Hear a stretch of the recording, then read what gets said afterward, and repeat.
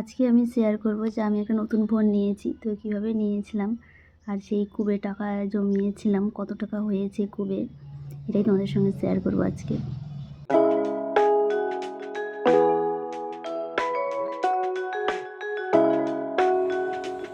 Hello everyone, good morning সকলকে। আবার একটা নতুন ভিডিওতে সকলকে অনেক অনেক স্বাগত জানাই। আশা করি সকলেই খুব ভালো আছো, সুস্থ আছো। আর অবভিয়াসলি এখন আমাদের পরীক্ষা হয়নি, তো সকলেই খুব ভালোভাবে পড়াশোনা করছো। তো যাই হোক, আমি ভাবলাম যে কিছুটা ক্লিপ তুলে রাখি, কারণ এই ভিডিওটা হয়তো পরে পোস্ট করব, পরীক্ষার পরে, এখন আর পোস্ট করা হবে না। তো যাই হোক, তাহলে কি নিয়ে ভিডিওটা একটু বলা যায়। আমি নতুন ফোন নেব, তো তার জন্য আমি দেখব আমার কুবে আমি কত টাকা রেখেছি এতদিনে। তো যাই হোক, এই কূপটা আমি অন্য কাজের জন্য রেখেছিলাম, তো এখন একটা অন্য কাজে লেগে যাচ্ছে। আর কি করা যায়, কোনো একটা কাজে লাগলেই হলো। তো ঠিক আছে, কত টাকা আছে সেটাও দেখে নেব। আমি জানি না কত টাকা আছে, আশা করি যদি 5,000 হয়ে যায় তাহলে তো খুব ভালো হয়। তো 5,000 হবে না মনে হচ্ছে, কারণ আমি তো সেই রকম টাকা রাখিনি, তাহলে কী করে 5,000 টাকা হয়, তাই না? তো ঠিক আছে, চলো। আর তোমরা ওইভাবে টাকা রাখতে পারো, কিন্তু 5 টাকা, 10 টাকা, 20 টাকা, 50 টাকা এরকম করে রেখে রেখে একদিন অনেক টাকাই হয়ে যাবে। আর আমিও ওই রকমই রেখেছি, কখনো 200, কখনো 300, কখনো 100, কখনো 10 টাকা, কখনো 5 টাকা, কখনো আবার 50 টাকা, কখনো আবার 20 টাকা। মানে আমার কাছে যখন যেমন থাকতো আমি তখন ঠিক সেই রকমই টাকা রেখেছি। তো এখানে কত আছে চলো তাহলে এটাকে ভাঙা যাক। কত আছে ভাঙতে কি কষ্ট লাগছে, যে ভেঙে দেবো, এত কষ্ট করে টাকাগুলো রেখেছি। আর তো যাই হোক, কিছু করার নেই, ভাঙতে তো হবেই, তাই না? তো ঠিক আছে, চলো তাহলে।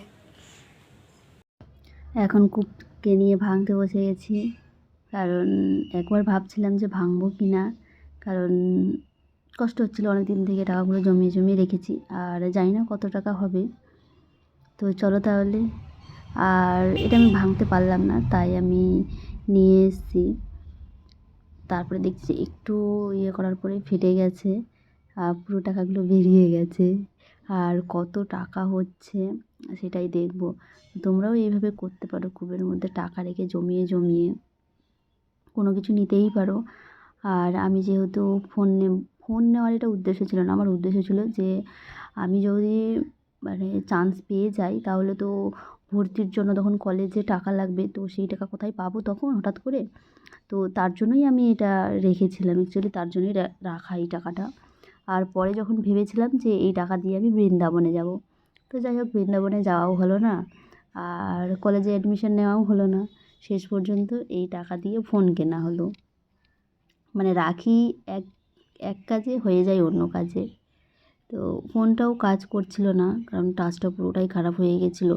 আর আরেকটা যেই ফোন আছে, ওই ফোনে তো ক্যামেরা খুব একটা ভালো না, তো তার জন্য বাধ্য হয়ে আমাকে ফোনটা নিতে হয়েছে। আর আমার কাছেও পুরো টাকা ছিল না, মানে পুরো টাকা হচ্ছিল না, তো ধার করেছি আর কি। এবার ধার করে কাজ করে শোধ করে দেবো ধার করা টাকাগুলো, কারণ ধার করে না নিলে আমি ফোনটা নিতে পারতাম না। আর ভাবছিলাম যে ইএমআইয়ে নেব, তো দেখছি যে ইএমআই অনেক টাকা পড়ে যাচ্ছে, তো তার জন্যই ভাবলাম যে ধার করে নিয়ে তাদেরকে তো দিয়েই দেবো, আর ইএমআই করলেও তো দিতেই হবে। তো তাই আমি ইএমআই করেই ফোনটা ইএমআই করে বলছি, সরি, মানে কালী পুজোতে অফারে ছিল, অফারেই নিয়ে নিয়েছি। তোমরা আইডিয়া করে বলবে তো ফোনের দাম কত হতে পারে। আমার ফোন হচ্ছে রিয়েলমি P4, আর এর আগের ফোনটা ছিল রিয়েলমি C2, এবার রিয়েলমি P4। আর যাই হোক, এই ফোনটা আর কি নিজস্ব টাকা দিয়ে কেনা, তো ধার করে যদিও কেনা, তার সেই টাকা তো আমাকেই শোধ করতে হবে, তাই না? তো ধরতে গেলে নিজস্ব কেনা। আর এর আগের যে ফোনটা কিনেছিলাম, সেই ফোনটা হচ্ছে কন্যাশ্রী টাকা পেয়েছিলাম, সেই কন্যাশ্রী টাকা দিয়ে নিয়েছিলাম, তবুও নিতে চেয়েছিলাম না। তো যেহেতু বাড়ি থেকে খুব বিয়ে বিয়ে করছিল, সেই সময় 25,000 টাকা পেয়েছিলাম এইচএস দেওয়ার পরে। তো তখন আমি রাগ করে আমি আর বোন গিয়ে ফোন কিনেছিলাম, তবে আমার তো খুব ভয় ছিল। বোন বলছিল তোকে চাপ নিতে হবে না, আমি তো আছি। তখন বোন আমি দুজনে মিলে গিয়ে নিয়ে নিয়েছিলাম রিয়েলমি C2 ফোনটা। ওই ফোনটা হচ্ছে 6,500 টাকা নিয়েছিল। আর এই ফোনটা তোমরা বলবে আশা করি কত হতে পারে। রিয়েলমি P4, 128, হ্যাঁ 128 মনে হয়, হ্যাঁ 128। 128 নিতে পারলাম না, একটু দাম ছিল। তো আমার তো এখন বর্তমানে কাজ চালানোর মতো নিতে হবে, বেশি দামি তো নিতে পারবো না কারণ টাকা নেই।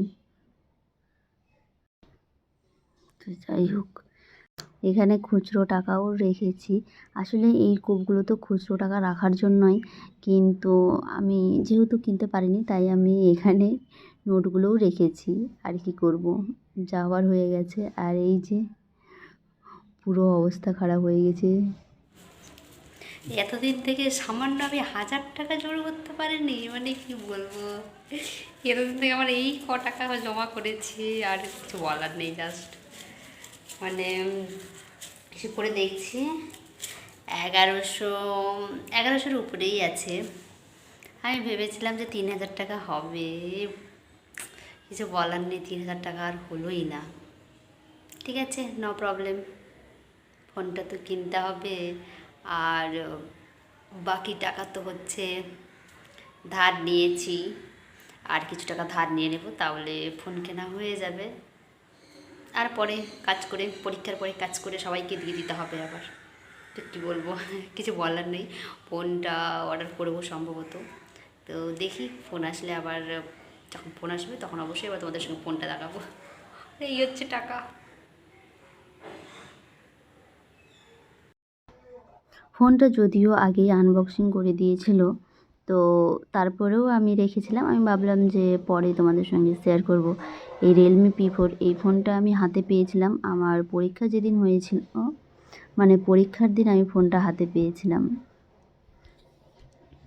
এতদিনে ভিডিওটা শেয়ার করা হয়নি, ভাবছিলাম যে শেয়ার করব আর শেয়ার করাই হচ্ছিল না। তো ফাইনালি আজকে সেই দিনটা চলে এসেছে, যে দিনটাতে আমি শেয়ার করতে পারছি। আর এই যে চার্জারটা হচ্ছে আমার 80 ওয়াটের চার্জার। আর প্রায় সব কিছুই ঠিকঠাকই আছে। এগুলো আবার রেখে দিতে হবে, যদি আবার আমি এই ফোনটাকে এক্সচেঞ্জ করে ফোন নিই তাহলে আবার এগুলো লাগবে। কারণ আমি আমার ফোনটাকে রিয়েলমি C2 ফোনটাকে এক্সচেঞ্জ করেছি, সেই ফোনটাকে দিয়ে আর অফারে টাকা দিয়ে সেইটা দিয়েই আর কি নিয়েছি। আমার পুরোপুরি 14,000 পড়েনি, 14,000 মানে 14,000-এর কাছাকাছি গেছে, কিন্তু পুরোপুরি 14,000 পড়েনি ফোনটা। তো যেহেতু পরীক্ষা কোনো মতো হয়েছিল, এবার ফোনটা কেনার পর ভাবছিলাম যে মাইন্ডটাকে একটু ফ্রি করতে হবে। তো এই ফোনটা আমার খুব একটা পছন্দ লাগেনি, কিন্তু ভাইয়ের পছন্দ। ভাই বলছে যে ফোনটা খুব ভালোই আছে, কিন্তু জানি না কেন আমার ভালো লাগছে না। কারণ এর আগের ফোনটাও তো আমি রিয়েলমিই চালিয়েছি, আর এই ফোনটাও রিয়েলমি, তো তার জন্যই একটু কেমন লাগছে। তো ভেবেছি এরপরে এবারে ভিভো নেওয়ার টার্গেট আছে। তো দেখি কী হয়, আবার না রিয়েলমিও কিছু একটা চলে আসে। যখন নিজে থেকেই কিছু কেনা হয় না, তখন সেই আনন্দটা অন্যরকমই হয়। মানে কী বলবো, বলে বোঝানোর মতো না। বেশি খুশি হয় নিজের ইনকামে যখন মাকে কোনো কিছু দিতে পারি। তো যাই হোক, আমি তো সেরকম কিছু এখন দিতে পারছি না, কারণ আমি নিজেই তো পড়াশোনা করছি। আর কি বলবো, তোমরা তো দেখতেই পাচ্ছ। তো ঠিক আছে, চলো তাহলে আজকের ভিডিওটা এই পর্যন্তই। দেখা হচ্ছে আবার অন্য কোনো ভিডিওতে। ততক্ষণে সকলেই খুব ভালো থেকো, সুস্থ থেকো, টাটা।